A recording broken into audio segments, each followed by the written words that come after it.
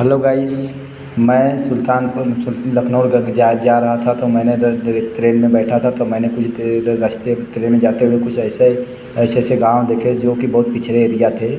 लेकिन मैं आप लोगों से ये कहना चाहता हूँ कि हमारे देश में विकास के मुद्दे पर कोई बात नहीं करते, पक्ष और विपक्ष के नेता भी बात नहीं करते हैं। इस संसद में मैं जब से ये चुनाव हुआ है, मैं रोज़ वीडियो देखता हूँ राहुल गांधी का। लेकिन मैं किसी नेता या किसी सांसद या किसी मंत्री का मैं यह आज तक मैं कोई भी तो बात नहीं सुना कि हमारे गरीबों और देश के विकास की बात कोई आज तक मंत्री नहीं किया है।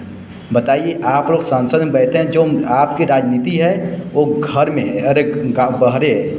जैसे कि जो प्रचार उच्चार करते हैं आपका उसमें है, न कि संसद में। संसद में आप सन 2014 से लेकर 2014 4 20 14 5 19 में जब आपका जो शासनकाल बीता, उसके बाद 24 में जो चुनाव जो उसमें हुआ, मैं उसमें कहना चाहता हूँ कि जो पंचवर्षीय योजनाएं में जितने आपने बजट दिए थे, आपने कभी उसके बारे में कभी चर्चा की है?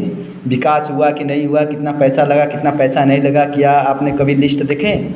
कभी आपने कभी संसद में वो सवाल उठाएं? स्पीकर साहब से कभी कहें? नहीं कहें। बताइए, हमारे देश में इतना भ्रष्टाचार बढ़ गया है, करप्शन इतना ज़्यादा बढ़ गया है कि हमको लखनऊ जाना पड़ रहा है। बताइए, अपने काम के लिए हमको लखनऊ जाना पड़ रहा है। ये कोर्ट कचहरी, थाना, एसडीएम, जिला अधिकारी, कमिश्नर, सर्वोच्च न्यायालय, उच्च न्यायालय, कार्यपालिका, विधायिका और मंत्रिपरिषद, मंत्रिमंडल ये क्यों बनाया गया है? मैं आपसे कहना चाहता हूं कि अगर आप लोग हमारी वीडियो देख रहे हैं, तो मैं भारत के जनता से ये पूछना चाहता हूं कि आप लोग सोशल मीडिया पर क्यों नहीं आ रहे हैं? हमारे तरह क्यों आवाज़ नहीं उठा रहे हैं? हम जो आवाज़ बोलते हैं, जो हमारा वीडियो है, टोटल किंगडम मेरा यूट्यूब चैनल है। बताइए, आप लोग यह देखकर हमको कमेंट भी नहीं मारते हैं, लाइक भी नहीं देते हैं। बताइए, मैं आपके गरीबों के, प्रवासी मजदूरों के लिए, बिहार और यूपी के प्रवासी मजदूरों के लिए बात करता हूँ। मैं शिक्षा, स्वास्थ्य विभाग और शासन व्यवस्था के बारे में बात करता हूँ। बताइए, अगर आप लोग ऐसे रहेंगे तो हमारे आने वाली पीढ़ी में अपोजिशन और कारपोरेट का बहुत बड़ा दबदबा हो जाएगा। इसलिए मैं आप लोगों से अनुरोध करता हूं कि आप लोग खुलकर राहुल गांधी सर जैसे जनता के बीच में भारत जोड़ो आंदोलन किए थे, वैसे आप लोग जैसे सोशल मीडिया का सहारा लिए थे और यूट्यूब का सहारा लिए थे, फेसबुक का सहारा लिए थे, इंस्टाग्राम का सहारा लिए थे, गूगल का सहारा लिए थे। मीडिया वाले सब उस समय 2014 से लेकर 2024 तक श्री माननीय राहुल गांधी जी को परेशान किए थे। उन्होंने अपना घर, जो लोकसभा में, दिल्ली में संसद में जो उनका भवन था, वो घर छोड़ दिए थे।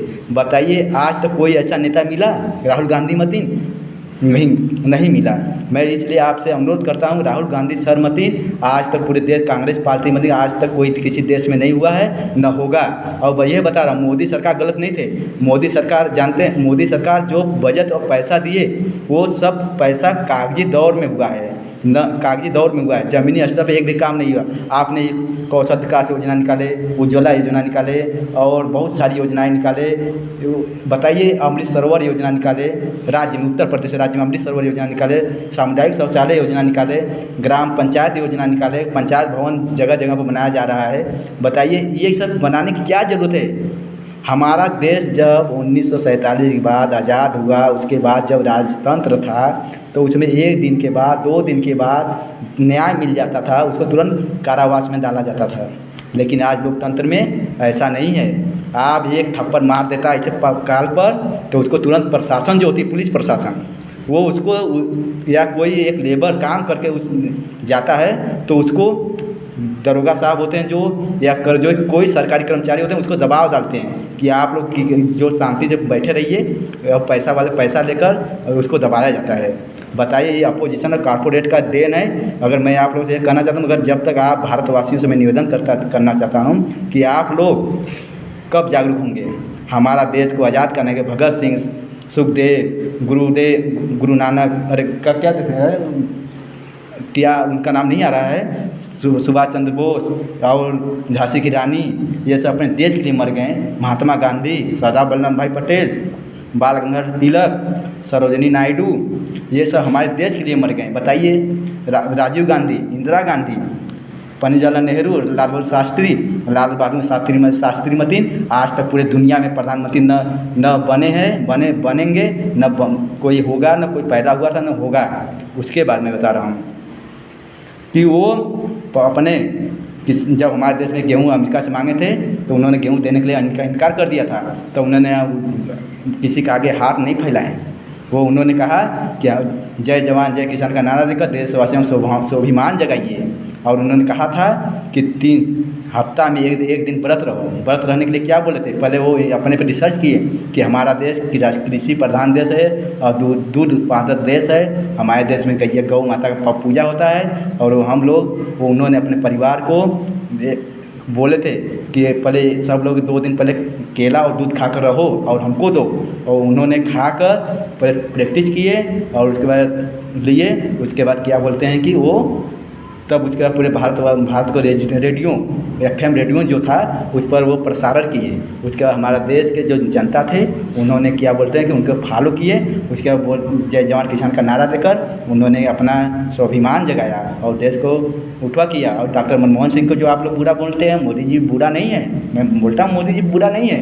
उन्होंने तो देश के लिए अपना जान निछावर करी। ये जो अडानी अंबानी को जो बुराई करते हैं वो भी गलत नहीं है। वो हमारे देश के भविष्य थे।